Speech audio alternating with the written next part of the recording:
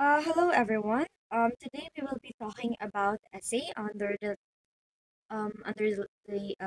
English or the language one. Disclaimer first. I am also a student, so some of the things that I might say later on might be wrong. So in case that I might say something wrong, you guys can correct me in the comment box below. So that's all, and thank you. For today, we will be talking about essay. Next slide, please. So, um, the things that we are going to talk about today are the parts of an essay, the 10 types of essay, and tips for essay writing. Next, please. So, first of all, what is an essay? So, like, thank you. So, an essay is a short literary composition on a particular theme or subject, usually in prose and generally analytic, speculative, or interpretative. So essay is a short literary composition, and it usually composed of like 4 to 5 paragraphs and 5 to 8 sentences per paragraphs. Next slide, please.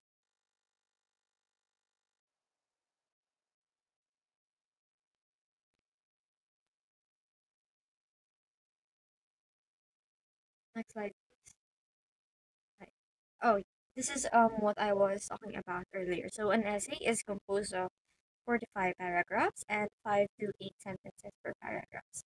Next. So let's go on with the parts of an essay. So in knowing the parts of an essay, we have this thing called the hamburger method. So I personally, when I was studying how to write a good essay, the thing that I've always kept in mind is this hamburger method. So in the hamburger method, you can visualize kung ano ba yung pwede mong ilagay doon sa essay mo. So I'm going to explain it to you guys. So for the first part, in the top of the burger, yung top bun niya, sa top bun, merong ano dun, merong parang seed. I think this is called sesame seed. So here in the sesame seed, we recognize that sesame seed as the hook. So the hook is one of the most important part in making an essay because the hook is where you will attract your audience. So if your hook is really good, your audience will be captivated. Like, if mababasa nila sa hook mo na, ay, ang ganda, parang mas gugustuhin nila na basahin yung buong essay mo. Kasi nakuha ng hook yung attention nila na, ay, ano bang meron sa hook? Like, parang nakuha nila, ano siya, para siyang something intriguing, ganon. So, since nai-intrigue nga sila, babasahin nila yung buong essay mo hanggang sa magets na nila kung ano ba yung meron sa buong essay mo. And then after that, we have the introduction. So the introduction is also one of the very most important part in writing an essay because introduction, this is where you will put your like the background information of your essay. Like why are you doing that essay? Like in the first place, like ano yung reason mo? Bakit mo sinulat yung essay na yun? And then following that, we also have the thesis statement. So just like the hook and the introduction, the thesis statement is also one of the most important part in essay writing. So the thesis statement is the part wherein you would state like the summary or not really the summary but like yung pinaka main point ng essay mo ganon nasa thesis statement siya nakalagay. So after the thesis statement, we can see these three patties. So these three patties, kaya siya tatlo kasi each one of them symbolizes a supporting details. Now here in this picture, nakalagay lang dito is tatlong patties, pero it can depend on you guys on whether how many supporting details you guys would like to put. So each patty represent a supporting detail. So let's say your thesis statement or like your main idea um, is in the top part. And then after your main idea, nakalagay doon yung isang paragraph mo na about, nakalagay doon yung isang paragraph mo na supporting detail. And then after that, kung gusto mong magdagdag ng another supporting detail, ilalagay mo lang sa ilalim niya. That depends on you guys. If ilang supporting details yung gusto nyo ilagay. And then after that, we have the conclusion. So sa conclusion, this is where we will restate our thesis statement. And this is also where we would summary the whole essay, the whole point of your essay. You will put it here in the conclusion.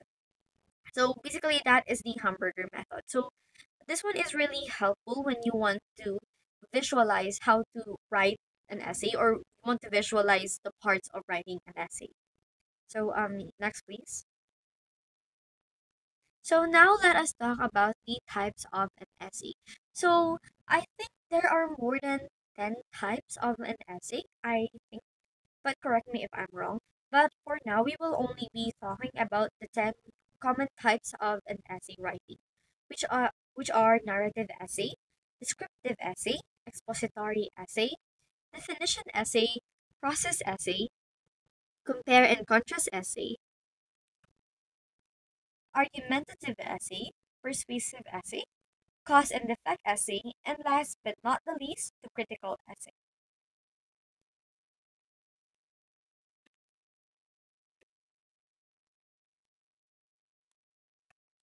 So first of all, we have the narrative essay. So in the narrative essay, basically when you say narrative, narrative is like a synonym of story, of the word story.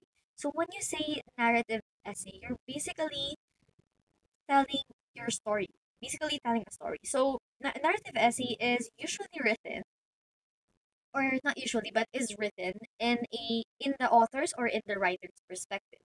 So example, me, I am the writer, I am the author, and I want to write a narrative essay. So I will make an essay about my story, about my life, or something personal that I want to tell you guys.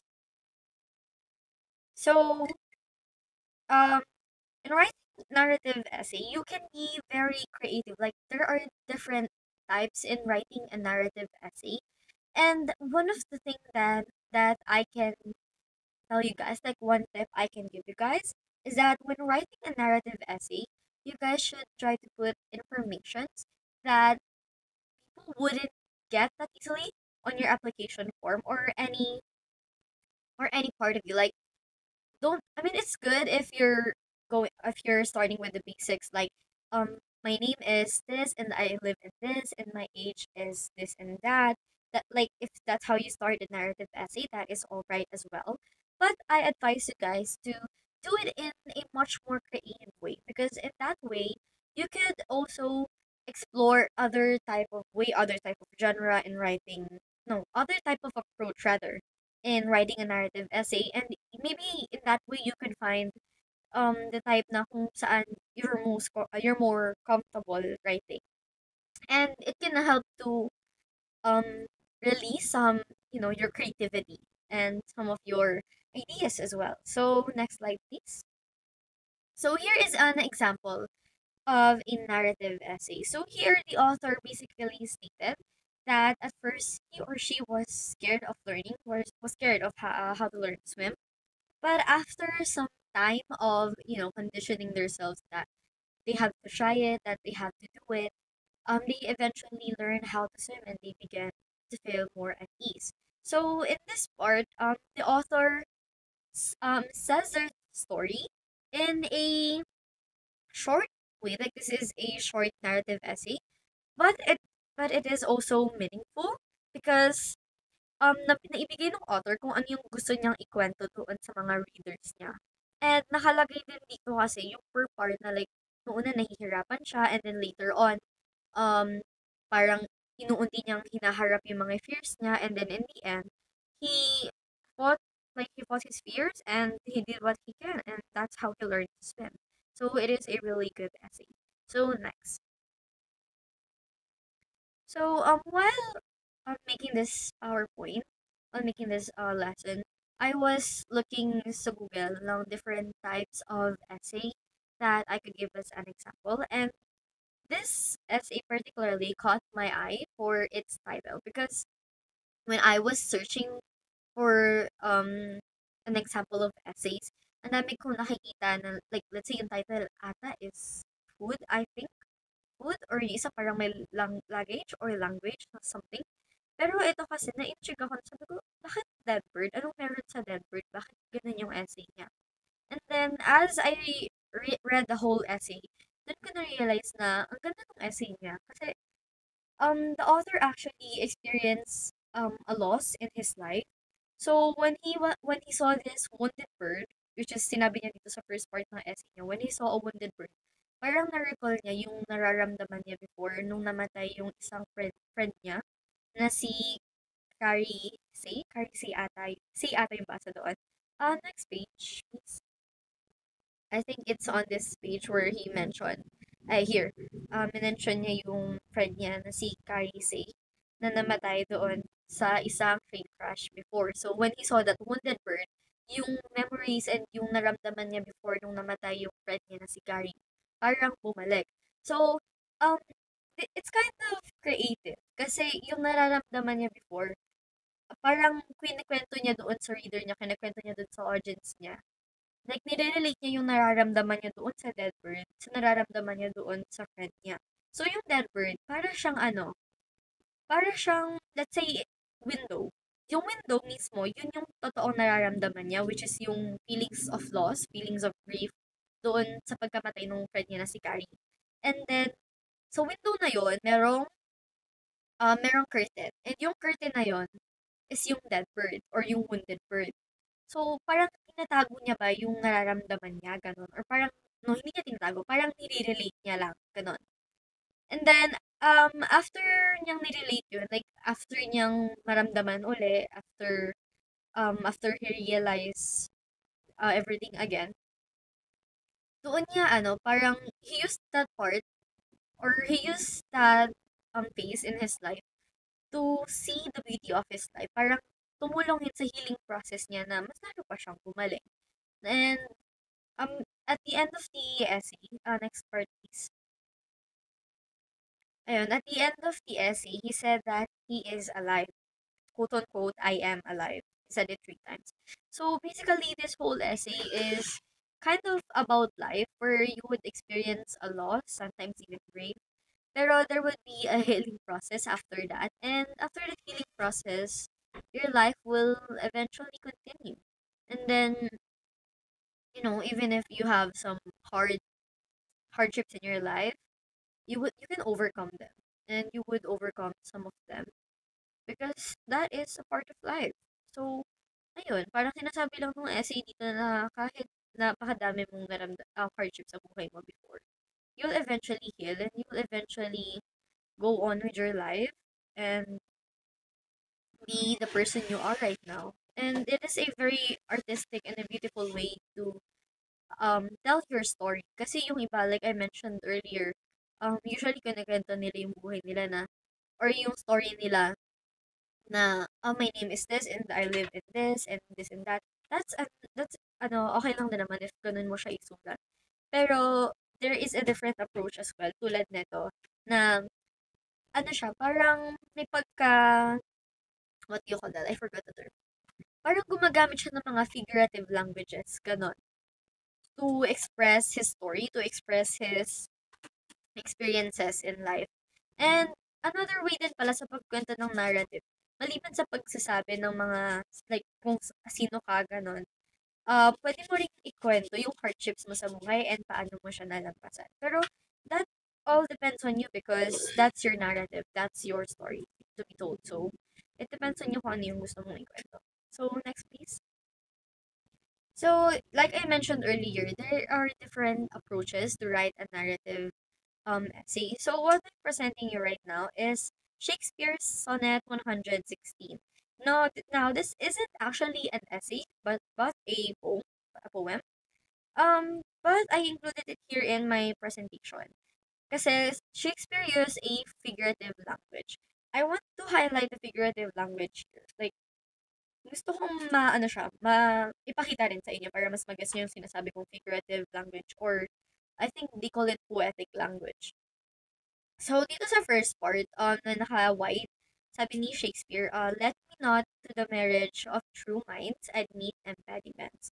So, instead of saying na no obstacles can be true love, or no hardships can be true love, Shakespeare chose to say na, let me not to the marriage of true minds admit impediments. So, kung ikaw yung reader niya, kung ikaw yung audience niya, first part pa lang, yun na yung mababasa mo. So, parang, kung ikaw, parang, ano kayang meron doon? Bakit ganun yung sinabi niya? Parang mai-intrigue ka kasi somehow, the figurative language or the poetic language, hindi niya sinasabi directly kung ano yung gusto niyang sabihin sa'yo. Parang, dinadaan ka pa niya into different way. Like, let's say, mabulaklak na salita, ganun. Ganun ang ginagawa ng figurative language. So, if ganun kasi yung mababasa mo, parang mapapaisip ka na, ano bang meron? Ano ba yung meaning nun? So, babasahin mo pa so on to find context clue.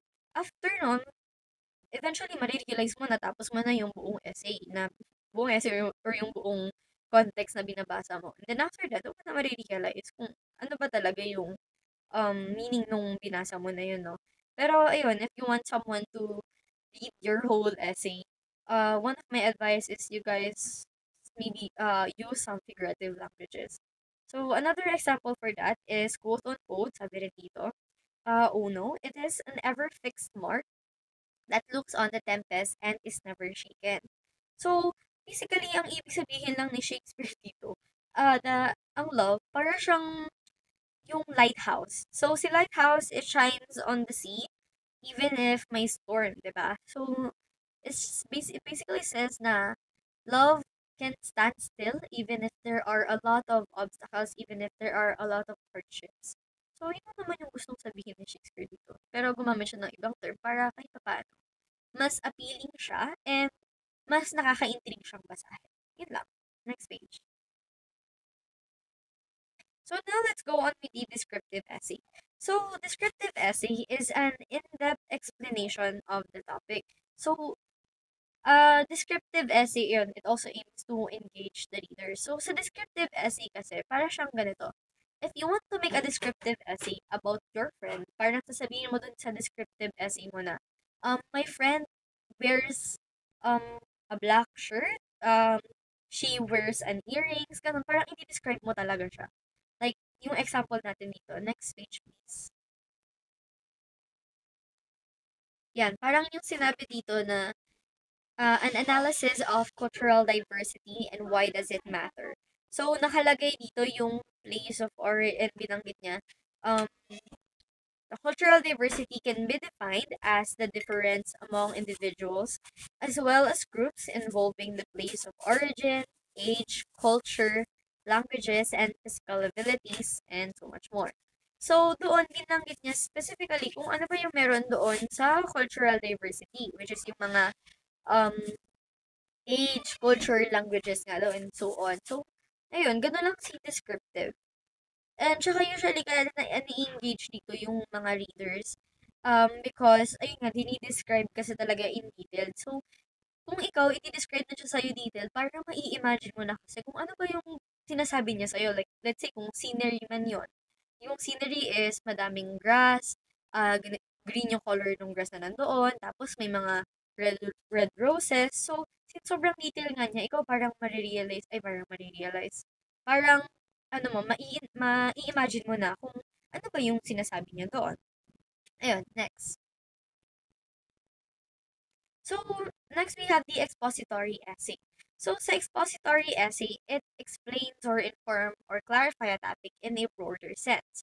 It gives a detailed explanation on a subject. So, next. So, an example ni expository essay is itong My COVID-19 Experience. So, basically, si ano kasi expository essay, ini-inform ka niya in ano din, like in a wide, parang medyo wide yung kinikwento niya sa'yo, yung sinasabi niya sa'yo na information. So, tulad na lang dito sa My COVID-19 Experience, sinabi dito kung ano yung nai-experience ni Kevin Ailman na isang student sa UCLA nung nag-start ng pandemic. Na tulad natin, nanibago tayong lahat and then some of the things that we would actually hindi some most of the things that we would do were really changed for our safety kasi wala pang vaccine noon. So we had to cancel face-to-face classes, yung mga sports event or mga live event, usually kina-cancel na din siya before. So yun yung kinikwento niya dito tungkol sa COVID-19 experience niya. So I also want to mention na rin, no, all these examples right here, hindi ko na siya finul, karamihan, kasi sobrang haba talaga niya. And it would take us a lot of time if we were to read every single one of them fully.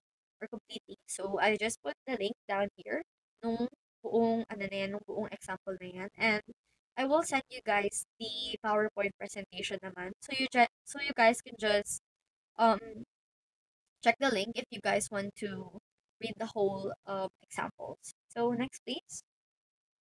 Next. Next. So now we have the definition essay. So the definition essay, it defines a term or idea and provide a thorough understanding of the terms and or context concentrating on a single term or concept. Next. So basically, si definition essay, sa concept siya nagbe-base. So kung if ever man na you guys would be malito sa definition essay and sa descriptive essay, ganito lang siya. If sa descriptive essay, if I am going to make a descriptive essay about my friend, I would say doon sa descriptive essay ko na my friend is wearing a black shirt and is wearing an earring. But if I were to tell you my friend in a definition essay, I would say that my friend is someone who I can always lean on and someone who is always there for me. So, ayun, parang concept talaga siya nagbe-base. So, another example, sa painting pala. So, if I am going to say, or if I'm going to make an essay, painting, yung, ano siya, painting descriptive essay, I would say that the painting um, has a, let's say, summer scenery like that. Parang i-explain ko kung ano yung nakikita ko talaga doon sa painting na yon. But if I am going to make an essay about painting and in a definition essay type, I would say that painting is a piece of art. Ganon. So, last example, siguro, kanina doon sa definition, ay sa descriptive essay pala, binanggit ko doon na ano, na tawag ito, yung sa cultural, wait, wait, wait. Yung sa cultural diversity. So, yung cultural diversity doon is binanggit yung place of origin, yung age, yung culture. But if I'm going to tell you guys the cultural diversity in the definition essay, I would tell you guys, or I would write in the essay that cultural diversity is a group of people, like many groups of people siya. Ganon. So, basically here, sa example mismo dito ng descriptive, ng definition essay, um, sinasabi lang niya kung ano ba yung meron sa word na respect. So, yung word na respect, it is a simple 7 word, and ang value, ang concept ng respect it is a value or it is something that you do or you give to someone. And sometimes, this simple 7 word, it is a letter pala rather, sorry. Sometimes this simple 7 letter can be easy to apply, but sometimes there are people that cannot apply this word respect. So, ayun lang. Next. So, now we have the process essay. So, si process essay, this is usually written in a chronological order. So, if I were to make an essay, let's say about how to make a chocolate cake. So, if I'm going to make an essay about how to make a chocolate cake, that is basically a process essay. So, yung iba usually na nilalagay sa essay nila sa body part, may numbering, like let's say the first step is to buy the ingredients, ganon, or yung iba naman naka-bulletin form. Those are both alright. If that is your approach, that is alright as well. Pero you can also try na gawin yung isang ibang type of approach. Tulad na lang nandito sa example natin. Next. So, dito sa example na how to save more na essay, hindi siya gumamit ng hindi siya gumamit ng bulletin type or literal na naka-numbering ng 1, 2, 3, and so on and so forth. Gumamit siya ng word na secondly, third, fourth, yung mga ganon-ganon. And you can also use that in case na gusto nyo. Depende naman sa inyo kung paanong approach yung gagawin nyo. So, dito, ayan, binanggit niya yung secondly. Hindi na siya nagbanggit ng word na first kasi once you read the essay naman, you can point out kung ano ba yung first tip niya or first reason niya kung bakit dapat ka magsisave ng money, which is for emergency purposes, which is really true. So, ayun lang. Next. Next trend. Next. Okay. Now we have the compare and contrast essay. So in compare and contrast essay, this is where we discuss two topics and we explain their similarities and differences in a detailed way. So from the word itself, compare and contrast, you will have you will have two topics. So kailangan talaga two topics kasi i-compare mo sila sa bawat isa. Eh. And then those two topics, i-explain mo or ipapakita mo dun sa essay mo kung ano ba yung similarities nila and differences. Also, one tip that I can give you guys when writing compare and contrast essay, kung ilan yung similarities na i-write nyo, ganun din yung bilang ng differences na ilalagay nyo para pantay sila and mas okay siyang tingnan or basahin. Next.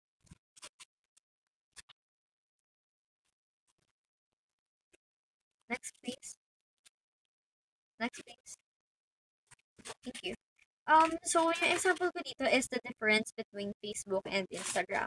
So, of course, sa first part nung essay or sa introduction, babanggitin nyo kung ano ba yung meron doon sa Facebook and Instagram or ano meron doon sa two topics na pinagko-compare nyo. Like, you would give a um, brief explanation of that two topics. Next. Next. So, when I was reading this essay pala, this whole thing, medyo mahaba-haba pa kasi siya. So, I just put one example for the similarities and for the differences para mapakita ko sa inyo. Pero if you guys would want to read the whole thing, again, the link is under the presentation. And I would provide the presentation later on. Like, I will send it to you guys so you guys can read the whole example if you guys would want to. So now, for the similarities, binanggit niya na both are platforms that allow image and video sharing. So, um, this is mostly known to us or commonly known to sa atin na both Instagram and Facebook, parang same sila. Like tulad nung reels, ganon, yung mga postings, ganon din. And same sa chats. Next. And then, their differences is yung post structure. So, if you guys are using Facebook and Instagram a lot, you would notice na magkaiba yung ano nila, structure nila, maliban sa, and yung posting structure pa lang nila. Like, tsaka ano, like example, sa IG or sa Instagram, when you're going to post something, usually yung magiging react lang doon is heart. Pero sa Facebook, may iba-iba silang type ng react, ganun. Tapos, maliban sa post structure, like, the whole structure of Facebook and Instagram, may differences sila and you would really see them if you're a user of both Instagram and Facebook. So, ayun lang. Now we have the argumentative essay. So, the argumentative essay is an essay where where the author tried to convince the reader on a particular point of view and they present an evidence and reasoning. So, next. So, tulad na lang dito sa example ko, this example is about malaria. And I think this was in Africa or in South Africa. This correct me na lang, pero this is in Africa, I think. So, it says here na there are, even though na madaming efforts yung mga tao and their government, there are still rising death toll or death cases about malaria in their country, which is in Africa. So, um, the author is basically saying here that prevention is better than cure because based doon sa mga statistics na nakikita nila, or nakikita ng author, since she did some research, um, there, even though na nakaka-receive sila ng mga, I think, vaccines, ata yung nare-receive nila, there are still a high death toll rate. So, she's saying that prevention is always better than cure, which is true. So, dito naman, I said earlier na the author did some research because when writing an argumentative essay, you really have to do a research because you have to provide an evidence. You have to back up your reasoning. Like, if yan yung reasoning mo, ano like sure ka ba tama yung reasoning mo? Is there any information or is there any um what do you call that? Sorry. Is there any evidences that can back up your reasoning? So basically yun yung ginawa nung author dito. So next. Ayan, makikita niyo na nakalagay yung WHO or the World Health Organization. And naglagay din siya nung mga year dyan. And she did some citations as well. Showing na she did give an evidences backing up all of her reasoning. So, ayun, when writing an argumentative essay, you really, really have to do a research. Kasi, ayun nga, you have to provide an argument. And, I mean, you have to provide an evidence. Sorry, my bad. You have to provide an evidence. And, ano din, it's better na you do a lot of research talaga to make sure na what you're giving or like what evidences are you're giving is fact. Like, totoo siya. Hindi siya something na um wrong information or misleading information. Ayan. Next. Next, please. So now we have the persuasive essay. So sa persuasive essay naman, from the word itself, persuasive, this essay would persuade the readers and sometimes to take action. So, ano din pala, another thing, if malilito kayo sa persuasive essay and argumentative essay, kasi it both mentioned na ipapersuade mo yung um, readers mo or convince mo. Ang dapat nilang matandaan, pag persuasive essay, you persuade the readers. Pero kapag argumentative essay, you convince the readers and you provide arguments then or ano pala evidences, sorry. You provide evidences then. Although sa persuasive essay, you can provide evidences rin. That's your choice if you're going to provide evidences or not. Pero sa argumentative, it is needed talaga na may evidences ka. Hindi pwedeng wala. Like, dapat meron for it to be called argumentative essay. So, next. Next, please. So, dito sa persuasive essay niya, sinasabi niya, ayan, nagbigay siya ng evidences. This is also alright if you guys would want to give an evidence in your persuasive essay. Kasi mas mapapersuade mo nga naman sila. So basically, the author here is saying that mental health should be given an attention here in our country, not as something na attention na like negative attention, but a positive attention na bibigyan niyo siya ng importance. Because even until now, mental health is being disregarded here in our country, saying that it is something na hindi naman ganun ka-important. But mental health is an important topic, and it is something that we should not disregard. So, ayun yung sinasabi ni author dito. Next. Next. Yeah. Tapos, additional lang din pala sa persuasive essay. Um, ipoprovide mo yung reason mo kung bakit mo siya gustong i-persuade sa ganoon, sa ganong point of view. Bakit ano bang meron doon? Parang ibibigay mo talaga sa kanila yung details para makuha mo yung attention nila, para ma-persuade mo sila. And sometimes, this persuasive essay can also help people to take actions. Yeah. Next. Now we have the cause and effect essay. So the cause and effect essay, basically it explained why a certain event led to another event. So, ano bang meron sa ganito, bakit naging ganito yung effect niya? Next. So here is an example. So the topic is bullying, unraveling the causes and consequences. So here, pinakita kung ano yung cause ng bullying, which is yung desire for power and for control.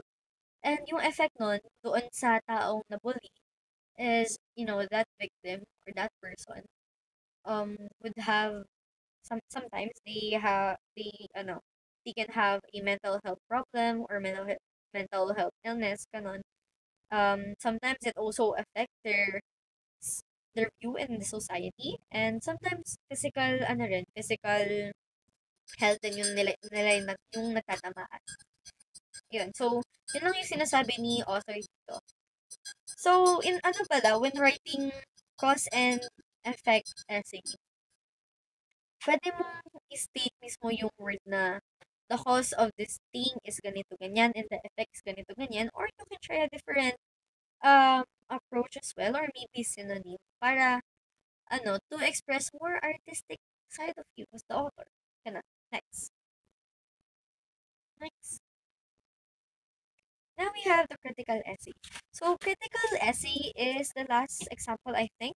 So, critical essay are usually written as an in-depth analysis on a topic. So, this can be written for plays, movies, books, restaurants, or other things, or many more things. So, ang ginagawa ni critical essay, kini-critic niya yung isang bagay. So, let's say movies. Sa critic essay, sinasabi doon kung ano ba yung meron sa movies na yon, bakit mo siya dapat panoorin, is there any impact of the movie, like ano yung importance niya, ano ba yung nagagawa ng movie na yon, ganun. So, let's say naman, sa restaurant, anong meron dun sa restaurant na yun? Bakit dapat mo siyang puntahan?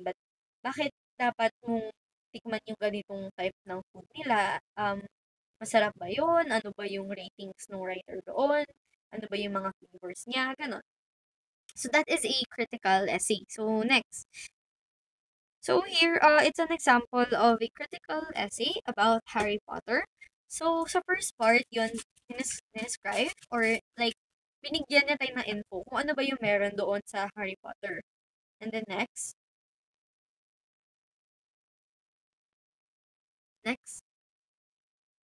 Ayan, naglagay siya ng question na, what makes J.K. Rowling's writing style unique in the Harry Potter series? In which the essay answered na her writing style in the Harry Potter is characterized by several unique elements. So, dahil doon, um, yung unique elements na yun yung parang unique sa writing style ni J.K. Rowling. Next. So another question is that how do the themes of Harry Potter resonate with readers of all ages? So it says here that themes such as friendship, love, courage, and self-discovery are relatable to people at any stage of life. So ayun, um tawag dito, parang sinasabi niya sa inyo na ayun pala yung meron sa movie na Harry Potter kaya siya maganda. Kaya yung writer, tulad kanina binanggit ko ano ba yung meron sa writing style ng author na unique siya sa ibang writer, na bakit dapat mong basahin yung book niya or panoorin mo yung movie na about doon sa book niya, ganun. Then binanggit niya doon na unique siya sa mga characters niya, sa mga tawag ito, sa mga themes na ginagawa niya. Ayun. Sorry for that. Uh, ayun. So, basically, sa critical essay, you are critiquing something. Like, sinasabi mo kung ano yung meron doon and bakit siyang dapat panoorin ng mga tao. Parang sa let's say sa Google, if mag-search tayo ng movie, tas you would usually read reviews, di ba? Kung worth it ba talaga siya, ganun. So, usually doon pumapasok si critical essay about a movie or sometimes about a play and more things. There are different things pa to apply a critical essay. Yun lang. Next. Now we have the tips in writing an essay. So, some of these tips are from the website called Hamilton. Pero, some of these tips are also from me. So, ayun. So, the first tip is, ayun nga, yung nabanggit ko earlier, is that you share something unique about you. So, usually kasi, I think, may mga college na nagpapapasa ng essay, like, para entrance essay ata ang tawag doon. Correct me na lang if I'm wrong. Pero, ayun, nagpapapasa sila ng um, essay sa application nila, I think. And usually, those types of essay are a narrative essay. So, in those narrative essay, you share something that is unique about or something na hindi talaga siya makikita doon sa application form mo na yung pangalan mo, yung address mo, yung age mo, yung birthday mo. You share something about you, like yung experience mo sa buhay mo and let's say experience mo kung bakit ka nag-improve or how did you become the person you are right now. Um, a rare experience that you have or anything that you literally want to share. And try to make it, artistic din as well. Like, yun nga yung sinabi ko kanina, use figurative languages if you can or if you want. Because in that way, you can express yourself in a more artistic way. You can express yourself completely like the way you want. And mas mai-intrigue silang basahin yung essay mo kasi parang iisipin nila na bakit kaya ganun? Ano bang meron sa essay mo? Tsaka sometimes kapag ganun kasi yung essay mo or you do it in a different type of approach, parang mas mga highlight kasi doon yung skills na meron ka. And doon nila makikita na ay worth it si ganitong student kasi ganito yung skills niya ay nakita ko sa essay niya. Ganon. And then, yun, like I mentioned in earlier, make a good hook because sa hook mo talaga ma tawag ito, makukuha yung attention nung mga audience mo. Maliban sa title. Kasi title is also an important thing in writing an essay ha. Kasi tulad na lang earlier nabanggit ko yung uh, dead bird. Yun, nakuha yung attention ko dun pa lang sa title niya. So, of course, making a title is also important. But, I cannot discuss that right now. Or I'm not going to discuss that right now because I think we have a separate discussion about choosing the right title. So, I will leave it for that. And, yeah, going back to this, it is very important to make a good hook so that you can get your audience um attention to read your whole essay or to read your essay, sorry. Next, we have the explore and be creative. So, yeah, you guys can explore a different approach when writing an essay. And don't be scared when you're exploring a different approach because sometimes um when you explore this different type of approach, you would find out na ay, yung ganitong approach pala parang mas fitted siya sa akin. Parang mas kaya ko siyang gawin compared sa ibang type of approach. Ganun. And maybe some of those approach could be even your skill or could be even your talent. Ganun.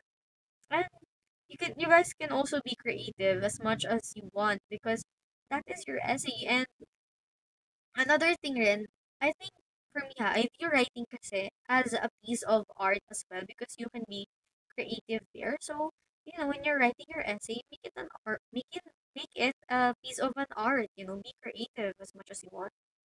Write it the way as much as you want in the approach na gusto nyo. So, four is you guys should revise often if may time kayo. Like ako based on personal experience because I also write essays and I've joined competitions on essay writings then. So, usually kapag unang beses mo kasing binasa yung essay mo, parang ay okay, ang ganda na niyang pakinggan.